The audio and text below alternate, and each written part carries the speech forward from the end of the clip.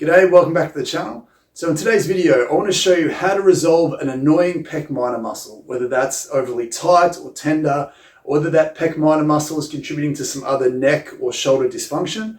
By the end of this video, I'm hopeful that you have a bunch of exercises that you can do to fix that muscle up completely. So not only the symptoms, but also to have a conversation surrounding why that pec minor has become an issue in the first place. As we like to do on the channel, we need to make sure that you're also figuring out what the cause of that issue is so that you don't have to keep having this conversation consistently. So if you're going to enjoy this video, if you find it helpful and beneficial, please leave a like rating down below.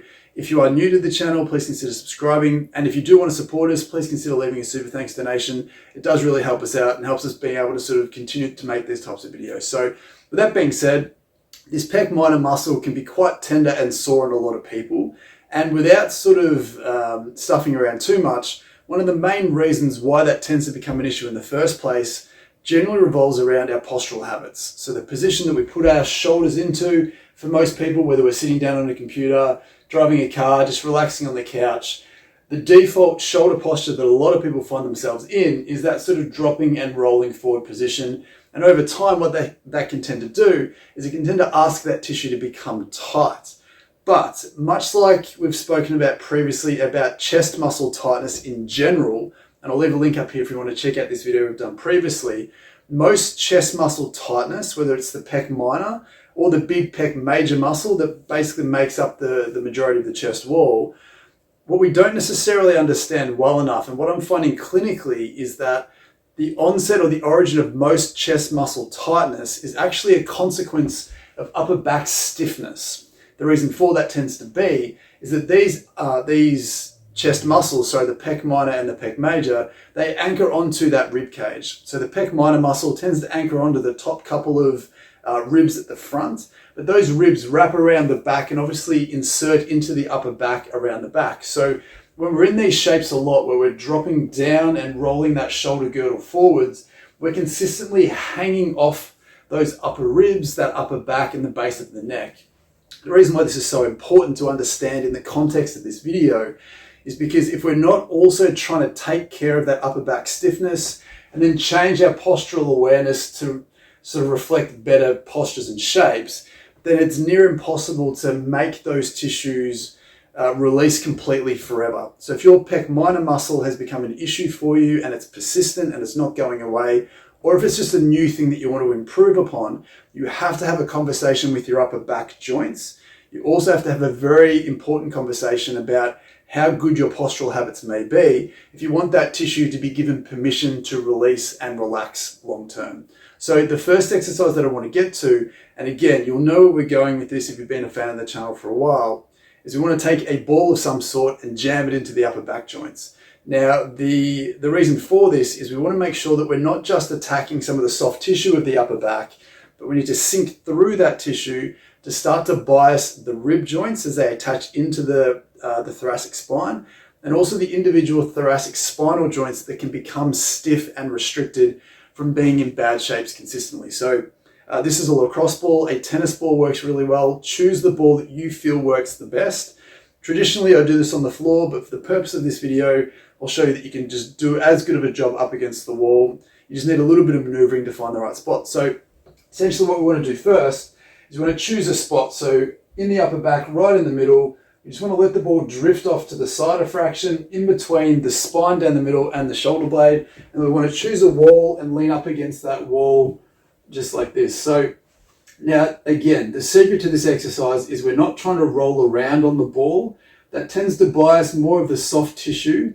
We want to bias the deeper joints, and because they're very specific and they're very local in where they are, we need to make sure that we're not rolling around, that we're just letting the ball sink in and trying to bias that stiffness. So if you've got two joints together, essentially we're trying to get those joints to give and to move and to restore some normality to those joints and the motion that they deserve to have, so that you have permission, or your body gives you, or your brain gives you permission to release this sort of pec minor restriction or this pec minor dysfunction. So what you can do is move the ball around until you feel like you hit a spot. You might need to lean back a little bit if you're up at this first rib, but essentially what we want to get you to do is stay on that spot, let the ball gently press in as deep or as sort of superficial as you feel most comfortable. It may be tender. If it is, be very gentle. You're not trying to ruin yourself. You need to be very respectful. But if you find that this is like it is for me, where it feels a little bit restricted, not a lot of tenderness associated with that, and you want to take it up to the next level, the best way to sort of ramp this up a little bit is to then get your arm involved. So keeping the ball on a good spot, arm stays straight, coming up and down towards the end of the range that you have, and just oscillating in and out of that position until you feel like your arm goes further and further and further. Then just move on to the next spot. So moving the ball down a little bit, maybe go in a little bit more towards the spinal joints. Repeat this process until you feel like a lot of that tissue starts to free up. You get a little bit more smoother range of motion from doing that. Now, the reason why we want to do this, as I said, is we need to release this pec minor at the front by giving it permission to do that by releasing some of that hidden dysfunction at the back. Now, the second exercise basically is going to involve taking that same ball and jamming it into your pec minor to treat the symptoms related to that tightness. So again, if you're treating the origin of it, potentially over time without touching that pec minor, if you've given it permission to release and your posture is better, that pec minor will potentially release over time and normalize if given the chance. But because we want to speed things up, we want to get through this as quickly as possible, you can take that same ball and press the ball into where that pec minor muscle may be. Now, in order to find that pec minor muscle, there's a really simple way to do that. All you basically want to do is place your hand behind your back. And then what we're going to do here is place your hand in the crease, basically where your shoulder meets your chest. Place a few fingers through there just so you can cover more area. Then by lifting your hand off the back, you'll feel a part of your upper chest tense up. That's essentially your pec minor muscle. And again, it attaches from the very top of your chest into parts of the scapula that sort of poke through. So you can feel that muscle tense up when you lift your hand up off the back there. So as we said before, we can take the ball and wherever you feel that muscle tense up, we can gently press the ball in there. And what we can do here is we can take a wall or a door frame. So I'll take the window here if you can see me still. I've got the ball in here. And what I want to get you to do is you can take your hand behind you, pull that hand away, and really shear free some of that tightness and that restriction. You can have your hand out to the side, as you can hopefully see. You can lift that up and down, depending on how you feel, but same sort of deal. I don't want you to press the ball in and then roll the ball around. We want to compress that tissue, then use movement to shear that tissue free as best as possible. So leaning up against a door or a door frame where you can have your hand go past or behind you is very advantageous.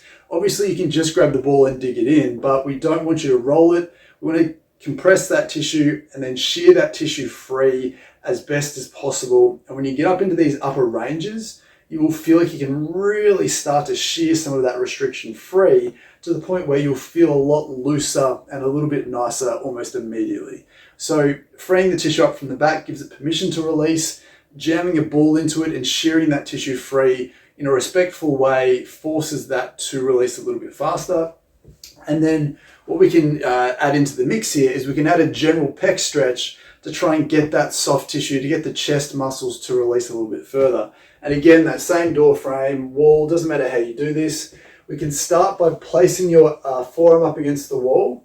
Now, the basis of this exercise, much like most chest stretches, is going to be in a good position and then just turn your trunk away, looking for that restricted tissue or that pull in this area. Now, what I like to do with the pec minor, because it's a little bit more fancier or a little bit harder to locate than the broader chest muscles, the pec major muscles, what I like to do is from this position, if you gently tilt your shoulder forwards, so once you've tensioned it up, if you tilt your shoulder forwards a little bit and try and really dip that tip of the shoulder forwards, you'll feel the tightness move from that sort of broader chest area to a more specialized part of your shoulder, which is more likely to attack that pec minor muscle. So again, like we do with any stretching here on the channel, holding this position isn't good enough. A static stretch doesn't get the physiological and functional changes that we deserve to get from stretching. It may not give you any long-term benefits. It definitely doesn't give you much short-term benefit. But what we're actually looking for here is we want to engage that muscle, get your brain involved, activate it maximally so that when we relax that maximally, you get maximal release from that tissue. So again, finding the position that works best for you, you can have your elbow bent, to really bias that. I like to have my elbow off the wall a little bit more. It gives me a little bit more opportunity to dip that shoulder forward a little bit. So I've found a little bit of tightness in this crease here. So what I want to do now is I want to activate that tightness. So if you're skilled enough just to tense up your chest muscle in this area, do that for 5 to 10 seconds. But a lot of people will need to push back into the wall or push back against that stretch to activate this muscle, to be able to activate that muscle. Again, we want to hold this for 5 to 10 seconds and then relax, and then see if we can go a little bit further into the stretch than what we could before, and then repeat that process until you feel like you've had enough or until you stop making change. Now, again, the ability to do that should improve substantially by tensing and relaxing that muscle. That contract relax, or that proprioceptive neuromuscular facilitation technique, is a brilliant one to get your brain and nervous system active, to genuinely get that tight tissue to release instantly. Now, clearly, if it's been tight for a while, if it's painful, it can take a little bit of time for that to get to a desired level that you'll see some benefits.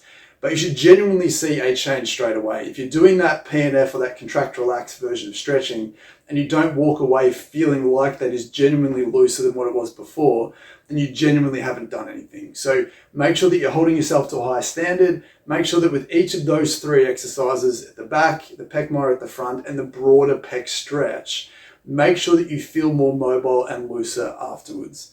So with those 3 exercises being demonstrated, the context that we need to ram home with this is, if you're doing these exercises, seeing that initial benefit and keen to work really hard to get even more benefit over time, you are going to have a massive handbrake on that progress if you're not also pairing that hard work up with better postural habits. So if you're up nice and tall and your shoulders comfortably back, that shape needs to follow you everywhere. So if you're someone who stands a lot for work, if you're someone who sits a lot for work, if you bend over a lot from work, even if you're using your arms a lot, we need to make sure that you're doing it from a position where your shoulders are back and not rounded forwards. Because if you're consistently asking those tissues to dump forwards into this shape, depending on what you're doing day to day, then that tissue that you're working so hard to release up here and that tissue that you're working so hard to release at the front through that pec minor will consistently be asked to re-tighten and re-stiffen without you even really realizing, to be fair. So we need to pair up the ability to free up that pec minor from the front and the back. We have to pair that up with better postural habits, better postural awareness, if we want to get you to the point where that pec minor isn't a problem for you long term. So I hope that was really helpful. I hope it was insightful. I think there's an aspect of that in terms of the upper back causing, or at least heavily contributing to that dysfunction at the front.